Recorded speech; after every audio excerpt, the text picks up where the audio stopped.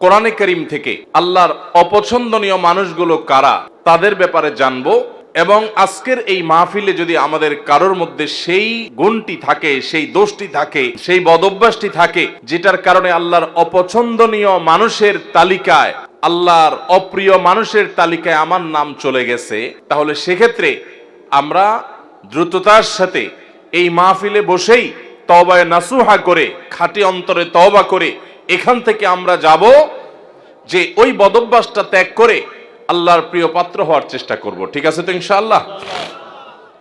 তাহলে আমরা কোরআনের আয়াত থেকে আপনাদেরকে জানাবো যে আল্লাহ অমুককে অপছন্দ করেন। আপনি সাথে সাথে টর্চ দিয়ে দেখবেন আপনার মধ্যে সেটা আছে কিনা, আমি সাথে সাথে দেখবো আমার মধ্যে আছে কিনা। যদি দেখি যে আল্লাহর অপছন্দনীয় মানুষদের যে তালিকা আছে তাদের মধ্যে আমিও পড়ে যাই, তাহলে মাহফিল থেকে উঠার আগে আগে এখানে বসেই নিয়ত করে ফেলবো যে এই বদঅভ্যাসটা ছেড়ে আল্লাহর অপছন্দনীয় মানুষের কাতার থেকে আমাকে বের হতে হবে। কারণ আল্লাহর অপছন্দনীয় মানুষের তালিকায় যদি নাম থাকে, এই লোক আল্লাহর সৃষ্টি জগতের সবচেয়ে হতভাগা, সবচেয়ে কপাল পোড়া। কারণ আল্লাহ কাউকে অপছন্দ করেন, ঘৃণা করেন, এর মানে হলো তার ঠিকানা জান্নাত না জাহান্নাম। অতএব আল্লাহর অপছন্দনীয় মানুষদের তালিকা জেনে সেই তালিকায় নিজের অন্তর্ভুক্তির কথা যদি আমরা টের পেয়ে যাই, কাল বিলম্ব না করে জানার সঙ্গে সঙ্গে তওবা করব, তওবায়ে নাসুহা করব, খাঁটি অন্তর থেকে তওবা করব যে আল্লাহ আমি এখান থেকে বেরিয়ে এসেছি। আপনি তওবা করে যদি সেটা ছেড়ে দেন এবং ওই বদঅভ্যাস থেকে বেরিয়ে আসেন, আপনি অটোমেটিকলি স্বয়ংক্রিয়ভাবে আল্লাহর অপছন্দনীয় মানুষদের তালিকা থেকে আপনার নাম আপনি কাটায় নিলেন ইনশাআল্লাহ। এরপর কোরআনে আল্লাহর পছন্দনীয় মানুষদের যে তালিকা আছে, আল্লাহ তাআলা ধৈর্যশীলদেরকে ভালোবাসেন। ইন্নাল্লাহা ইউহিব্বুল মুতাওয়াক্কিলিন, তিনি আল্লাহর প্রতি ভরসাকারীদেরকে আল্লাহ ভালোবাসেন। ইন্নাল্লাহা ইউহিব্বুত তাওয়াবিন, আল্লাহ তওবাকারীদেরকে ভালোবাসেন। ওয়া ইউহিব্বুল মুতাতাহিরিন, পবিত্রতা ভালোভাবে অর্জন করে যারা, সুন্দর করে ওযু করে, ভালো করে ফরজ গোসল করে, উত্তম রূপে কাপড় চোপড় পাক সাফ করে, এই মানুষগুলোকে আল্লাহ তাআলা পছন্দ করেন। আল্লাহর পছন্দনীয় মানুষের তালিকাও কোরআনে দেওয়া আছে। আমরা সেই তালিকায় প্রবেশ করতে পারবো যদি অপছন্দনীয় মানুষের তালিকা থেকে নিজেকে বের করতে পারি। সবাই নিয়ত করবো তো ইনশাআল্লাহ? মোহতারাম হাজরিন, 6 নম্বর পারার একেবারে প্রথম আয়াত। এই আয়াতে আল্লাহ রাব্বুল আলামিনের অপছন্দনীয় মানুষদের অপছন্দনীয় কাজের কথা আল্লাহ তাআলা বলেছেন। সর্বপ্রথমে আমরা সেটিকে বলতে চাই। সেটা কি? সেটা হলো কোনো মন্দ কথা, কোনো খারাপ কথা, কোনো বাজে কথা, এটা যদি কেউ প্রকাশ করে বেড়ায়, এটা যদি বলে বেড়ায়, এটা বলি জাহেজ, যেটা যদি জাহির করে বেড়ায়, এটা যদি ছড়াছড়ি করে বেড়ায়, তো এটা আল্লাহ অপছন্দ করেন। কারণ কোনো খারাপ জিনিস যদি ছড়াছড়ি করা হয়, তাতে সমাজে ভালো হয় না খারাপ হয়? একটা খারাপ জিনিস যখন খুব বেশি ছড়াছড়ি হয়, মানুষ এটা চর্চা করে, গীবত শিকায়েতের মধ্যে ডুবে, পরনিন্দার মধ্যে ডুবে, মানুষ ধারণা করে এক লাইন জানলে তার সাথে আরো এক লাইন যোগ করে আরেকজনের চরিত্র হনন করে। এই জন্য মন্দ কোনো কিছু পেলেই সেটাকে ছড়াছড়ি করে বেড়ানো, এটা আল্লাহর অপছন্দনীয় কাজ। ফেসবুকের এই যুগে, সোশ্যাল মিডিয়ার এই যুগে, এমনকি অফলাইনেও চায়ের দোকানে বসে বসে মা বোনরা 2-4 জন একসাথে হলে কোনো একটা কিছু পাইলেই হলো ওই তিলকে তাল বানায়া ওইটাকে রসিয়ে রসিয়ে আমরা গল্প করে করে ওই মন্দ জিনিসটা একজন থেকে আরেকজন, আরেকজন থেকে আরেকজন, এক চা দোকান থেকে আরেক চা দোকান, এক আইডি থেকে আরেক আইডি, প্রয়োজনে অপ্রয়োজনে আমাদের কোনো জাতীয় স্বার্থ থাকুক বা না থাকুক, আমরা এই জাতীয় মন্দ জিনিস পেলে ছড়াছড়ি অনেকে করি কি করি না? আল্লাহ সুবহানাহু ওয়া তাআলা বলেছেন, লা ইউহিব্বুল্লাহুল জাহরা বিসসুই মিনাল কাওলি ইল্লা মান যুলিম। যদি কেউ কোনো খারাপ কথা এটা সে চিৎকার চেঁচামেচি করে বলে বেড়ায়, প্রকাশ করে বেড়ায়, ঘোষণা দিয়ে বেড়ায়, এটার প্রচার করে বেড়ায়, তো আল্লাহ তাআলা এটা পছন্দ করেন না। তবে ইল্লা মান যুলিম, যদি কেউ জুলুমের শিকার হয়, নির্যাতিত হয়, মাজলুম হয়, ওই মাজলুম ব্যক্তি সে যদি মানুষের কাছে প্রকাশ করে বেড়ায় ওই লোকটি আমাকে জুলুম করেছে, আমি অমুক দ্বারা নির্যাতিত হয়েছি, নিষ্পেষিত হয়েছি, তো এরকম জুলুমের শিকার মানুষ যদি তার জুলুমের কথা বলেন এবং আত্মরক্ষার চেষ্টা করেন, জালিমকে চিহ্নিত করেন, তাহলে সেই মন্দ, সেটাও তো জুলুম করেছে একজন, মন্দ কথা মন্দ কাজ, ওইটার যদি ছড়াছড়ি হয়, ওইটা যিনি শিকার হয়েছেন তিনি যদি প্রচার করেন, অন্যদের কাছে বলেন, তাহলে সেটা আল্লাহর কাছে অপছন্দনীয় না। কারণ সে বেচারা তো নির্যাতিত, সে তো জুলুমের শিকার, সে জুলুম সহ্য কত করবে। যদি সে জালিমকে উপযুক্ত বিচারের মুখোমুখি করবার জন্য সোচ্চার হয়, তাহলে সেটা আল্লাহর কাছে অপছন্দনীয় না। আর এছাড়া যত মন্দ কথা আছে, খারাপ কথা আছে, কিছু একটা পেলেই হলো, বিশেষ করে মানুষের যখন ব্যক্তিগত কোনো দোষ ত্রুটি পাওয়া যায়, আমরা সেটাকে প্রচার করতে খুব মজা পাই, ঠিক না বে ঠিক? নবী করিম সাল্লাল্লাহু আলাইহি সাল্লাম বলেছেন, তোমার কোন মুসলিম ভাই এমন কোন একটা ভেজালে, বিপদে, ঝামেলাতে পড়েছে যে তার ভুলের কারণে হয়তো মান ইজ্জত যায় যায় এমন একটা জায়গায় বেচারা পড়েছে, চিপায় পড়ে গেছে। এই সময় সে চায় সবাই তাকে যেন সহযোগিতা করে, সাহায্য করে, তার এই দোষটা নিয়ে যেন খুব বেশি বাড়াবাড়ি চর্চা করা করে যেন না হয়, সেটা চায়। ওই সময় যদি কোনো আল্লাহর বান্দা দাঁড়িয়ে ওই ব্যক্তির ইজ্জতকে বাঁচাবার চেষ্টা করে, যে ভুলে হয়ে গেছে, অথবা এরকম জটিল কিছু না, বেচারাকে একটু তার সম্মানটাকে রক্ষা করার চেষ্টা করে, তাহলে সেক্ষেত্রে যে এই উদ্যোগ নিল একজনের ইজ্জতকে বাঁচাবার জন্য, এই বেচারাও, এই লোকটাও তার জীবনে কখনো যদি এরকম বিপদে পড়ে, তাহলে আল্লাহ সুবহানাহু ওয়া তাআলা তার ইজ্জতকে এইভাবে রক্ষা করবেন। নবী করিম সাল্লাল্লাহু আলাইহি সাল্লাম বলেছেন, মান সাতারা মুসলিমা সাতারাল্লাহু লাহু ইয়াউমাল কিয়ামাহ। যে ব্যক্তি কোনো মুসলমানের দোষ গোপন করবে, কিয়ামতের ময়দানে মানব ইতিহাসের সকল সদস্য, আদম আলাইহিস সালাম থেকে নিয়ে কিয়ামত হওয়া পর্যন্ত আগত সকল মানুষ যখন উপস্থিত থাকবে, সবার সামনে ওই ব্যক্তির দোষটাকে আল্লাহ তাআলা ডেকে এনে গোপন করে দিবেন। আল্লাহ ডেকে কাছে এনে আল্লাহ রাব্বুল আলামিন বলবেন, চাদরে আবৃত, আপনি আল্লাহর কাছাকাছি এসেছেন। আল্লাহ সুবহানাহু ওয়া তাআলা বলবেন, বান্দা তুমি অমুক অমুক গুনাহ যে করেছো, আতাযকুরু যামবা কাযা ওয়া যামবা কাযা, তোমার অমুক অমুক পাপ, অমুক অমুক অনাচার, জুলুম, হারাম কাজ যে করেছো, তোমার কি মনে পড়ে? বান্দা বলবে, আল্লাহ অবশ্যই মনে পড়ে, সব তো প্রমাণ এভিডেন্স সহ আছে আল্লাহর কাছে। তখন আল্লাহ বলবেন, দুনিয়াতে সেটা আমি ঢেকে রেখেছিলাম, মানুষের সামনে প্রকাশ করে নাই। মানুষের সামনে তুমি ভালো ছিলা, কিন্তু তোমার তলে তলে এই দোষ ছিল, আমি ঢেকে রেখেছিলাম, প্রকাশ করি নাই।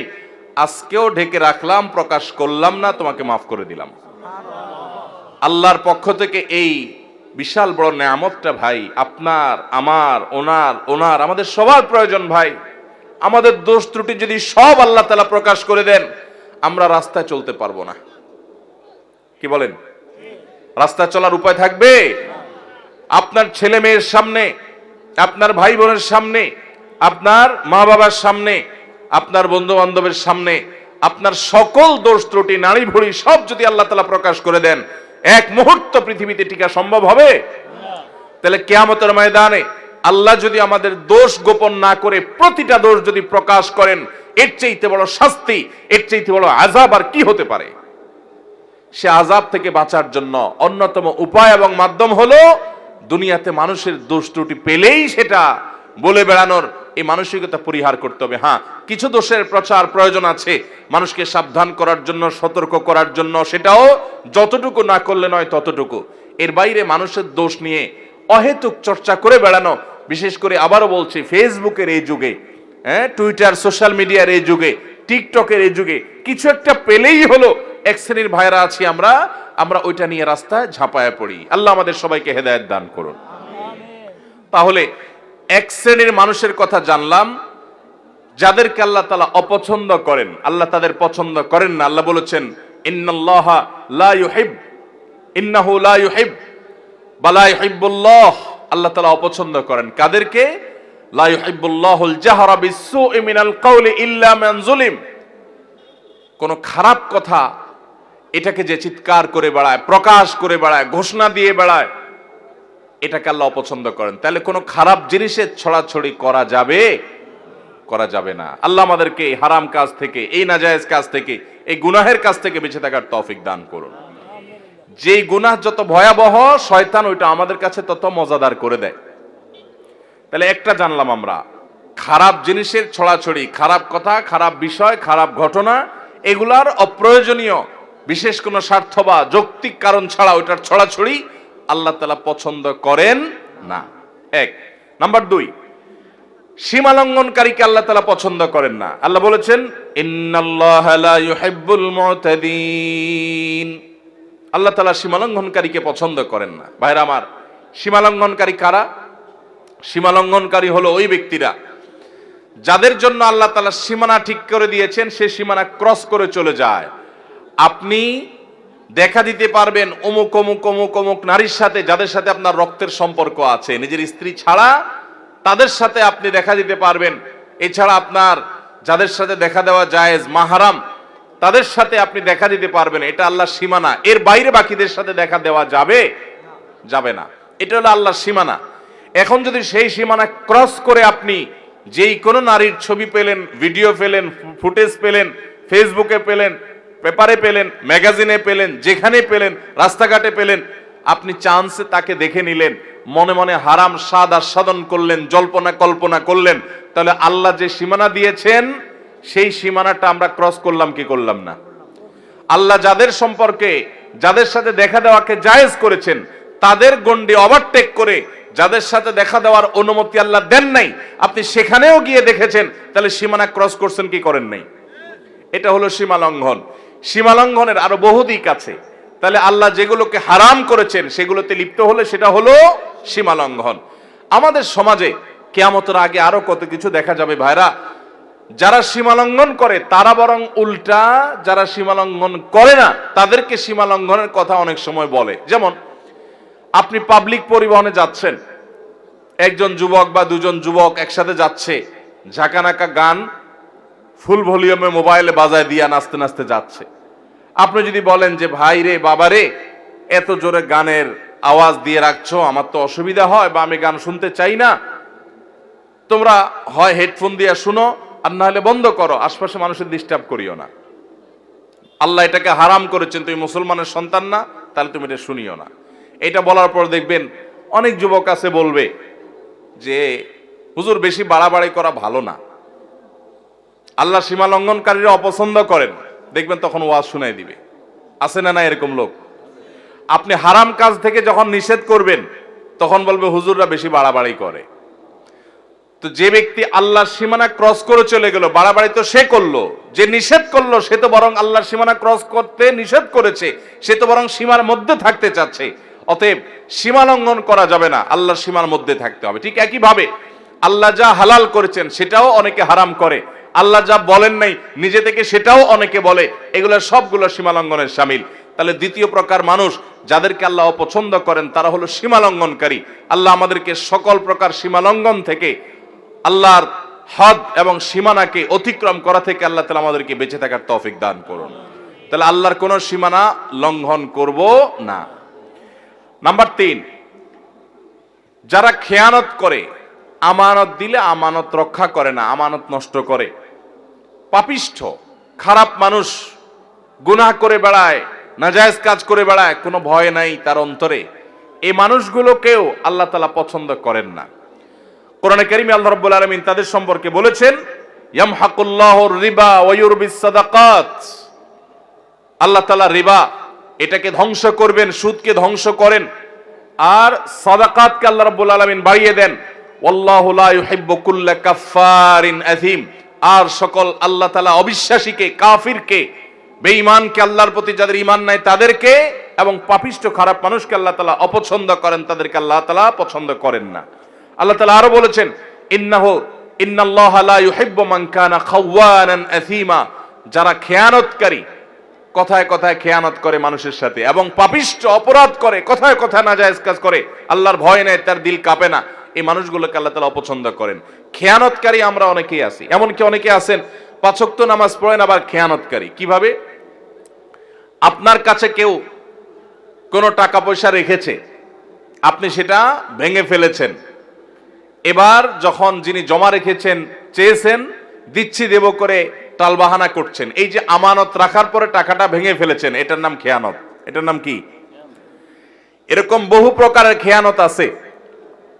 আপনার প্রতিবেশী মেয়ে, তাদের প্রতি আপনি চোখ চুরি করে, আপনি বাঁকা করে তাদের দিকে তাকালেন, তাদের সৌন্দর্য অবলোকন করলেন, চালাকি করে করে দেখলেন, আপনি খেয়ানত করলেন। তিরমিজির হাদিসে আসছে, নবী করিম সাল্লাল্লাহু আলাইহি ওয়াসাল্লাম বলেছেন, ইযা হাদ্দাসার রাজুলু ফালতাফাতা ফাহিয়া আমানা। কেউ আপনার সাথে কথা বলল, কথা বলার পর আরেক দিক ফিরল, তাহলে আপনার কাছে বলার পর যদি সে বলে ভাই কথাটা কাউকে বলা যাবে না, তাহলে এই কথাটাও আমানত। এই কথাটাও কি আমানত। আপনি যদি এটা আরেকজনের কাছে বলে বেড়ান তাহলে খেয়ানত হলো, সেটা আমানতের কি হলো? এরকম আমানতের খেয়ানত আমরা অনেকে করি কি করি না। ইমানদার কখনো খেয়ানতকারী হতে পারে না। ইমানদার এরকম বিশ্বাসযোগ্য হবে যে পৃথিবী চলে যাবে, ইমানদারের সততা আদর্শ টলতে পারে না। আজ গোটা দেশে, গোটা দুনিয়াতে এত মুসলমান, কিন্তু বিশ্বস্ত মুসলমান পাওয়া যায়?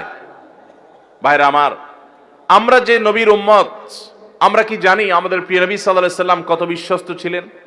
তিনি নবী হওয়ার আগে মক্কাবাসীর কাছে আলামিন হয়েছেন। কি হয়েছেন? উনি আগে আলামিন হয়েছেন, তারপর কি হয়েছেন? নবী এবং রাসূল হয়েছেন। কিরকম আল আমিন, কি পরিমাণ বিশ্বস্ত ছিলেন? শুধু একটা ঘটনা বলি। উনি যখন মক্কা থেকে মদিনায় হিজরত করতে চলে যাবেন, এই হিজরতের সফরটা কি তার খুব আরামের, খুব আনন্দের, আনন্দ ভ্রমণ টাইপ কিছু ছিল? মক্কার মানুষদের, জালিমদের অত্যাচারে অতিষ্ঠ হয়ে টিকতে না পেরে আল্লাহর অনুমতিতে তিনি মক্কা ছেড়ে মদিনায় হিজরত করতে হয়েছে। যেই এলাকার মানুষের জুলুমে, তাদের নির্যাতনে, নিষ্পেষণে নিজের মাতৃভূমি ছেড়ে চলে যেতে হয়েছে, ওই মানুষগুলো বেঈমান, অনেক কাফের, অনেক মুশরিকরা, তারা নবী করিম সাল্লাল্লাহু আলাইহি ওয়াসাল্লামের প্রতি ঈমান আনে নাই, কিন্তু তারা জানতো মক্কার সবচেয়ে নির্ভরযোগ্য, সবচেয়ে আস্থার উপযুক্ত, সবচেয়ে বিশ্বস্ত মানুষটা হলো মুহাম্মদ সাল্লাল্লাহু আলাইহি ওয়াসাল্লাম। এই জন্য তাদের দামি দামি সম্পদ, সোনা গহনা, টাকা পয়সা, এগুলো তারা মুহাম্মদ সাল্লাল্লাহু আলাইহি ওয়াসাল্লামের কাছে এসে আমানত রেখে যেত। তার প্রতি ঈমান আনতো না, কিন্তু তাকে জানতো যে দুনিয়া উল্টে গেল তার আদর্শ উল্টিবে না, পৃথিবীর সকল ব্যাংকের চাইতে বিশ্বস্ত ব্যাংক হলো তিনি, এই জন্য তার কাছে জমা রেখে যেত। নবী করিম সাল্লাল্লাহু আলাইহি ওয়াসাল্লাম হিজরতের সময় আলী রাদিয়াল্লাহু তাআলা আনহুকে ডেকে বুঝাই দিয়ে গেলেন যে দেখো, রাতের অন্ধকারে আবু বকরকে সাথে নিয়ে উনি তো চলে যাবেন পরিকল্পনা করেছেন, আলী রাদিয়াল্লাহু তাআলা আনহুকে রেখে গেলেন, তুমি 3 দিন মক্কায় থাকবা এবং এই যে জিনিসগুলো আছে, এটা অমুকের, এটা অমুকের, এটা তমুকের, এগুলো তাদের কাছে যার যারটা বুঝাই দিবা। এই লোকগুলার জুলুমে অতিষ্ঠ হয়ে মক্কা পার হয়ে যাচ্ছেন, কিন্তু ওই সময়টাতে পর্যন্ত তাদের রেখে যাওয়া আমানতটা তাদের কাছে পৌঁছানোর ব্যবস্থা করতে তিনি ভুলেন নাই। এর নাম হলো মুহাম্মদ সাল্লাল্লাহু আলাইহি ওয়াসাল্লাম। আজ আমাদের অবস্থা কি বলেন? দোকান থেকে বাকি খেলে ওই দোকানের সামনে দিয়ে আর হাঁটি না, অন্য দোকান থেকে নগদ খাই, ওই দোকানের ধারে কাছেও যাই না। এ হলো আমাদের ইমানের অবস্থা, এ হলো আমাদের বিশ্বাসের অবস্থা, এ হলো আমাদের আস্থার অবস্থা। আমরা মনে করি শুধু নামাজ কালাম পড়লে মুসলমান হওয়া যায়। মুসলমান অবশ্যই তাকে বিশ্বস্ত হতে হবে, আস্থাশীল হতে হবে, মুসলমানকে আমানতদার হতে হবে। আমানতের খেয়ানতকারী, মানুষের কথা এর কথা ওর কাছে লাগায়, মানুষের গোপনীয় কথা বলে বেড়ায় এবং মানুষের টাকা পয়সা তসরুপ করে, আমানতের খেয়ানত করে, এই ব্যক্তি কখনো ভালো মুসলমান হতে পারে না। এই জন্য ভাইরা আমার, তৃতীয়ত আল্লাহর কাছে অপ্রিয় ব্যক্তি হলো আমানতের খেয়ানতকারী ব্যক্তি এবং যত প্রকার পাপাচার আছে এগুলোতে লিপ্ত ব্যক্তি। 4 নম্বর, জালিম, অত্যাচারী, অবিচারী। আল্লাহ তাআলা তাদের সম্পর্কে বলেছেন, ইন্নাহু লা ইউহিব্বুজ জালিমিন, নিশ্চয় আল্লাহ রাব্বুল আলামিন জালিমদেরকে কখনো পছন্দ করেন না। অনেক লোক আছে দেখবেন, নামাজ পড়ে, রোজা রাখে, হজ করে, দান সাদাকা করে, ওয়াজ নসিহত করে, ওয়াজ নসিহত শুনে, কোরআন তেলাওয়াত করে, তাসবিহ তাহলিল করে। অনেক মহিলারা, মা বোনরা আছেন, তারা পর্দা পুশিদাও করে, কিন্তু আবার অন্যের প্রতি জুলুমও করে। আছে না নাই? শাশুড়ি তসবিহ হাত থেকে নামে না, কিন্তু ছেলের বউর উপর অত্যাচার করে। আছে না নাই? নিজের মেয়েটার শরীরটাতে তাও দেয়, আর আরেকজনের মেয়েকে পুত্রবধূ করে আনছে, তাকে খাটাতে খাটাতে পাগল বানায় ফেলায়। আছে না নাই? নিজের মেয়েটার কোনো দোষ চোখে পড়ে না, কিন্তু পরের মেয়েটার শুধু দোষ না, গুণটাও দোষের মতো দেখে। আছে না নাই? অনেক শ্বশুর আছেন, কপালে দাগ পড়ে গেছে সিজদা দিতে দিতে, কিন্তু জুলুম করেন, নানাভাবে জুলুম করেন।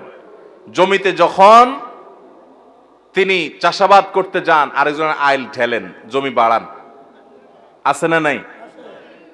ভাইরা আমার, অনেক ভাইরা আছি আমরা, দুর্বল পেলে, গরিব মানুষ পেলে তাদের উপরে চড়াও হই, তাদের উপরে অত্যাচার করি, তাদের হক নষ্ট করি, তাদের উপরে জুলুম করি।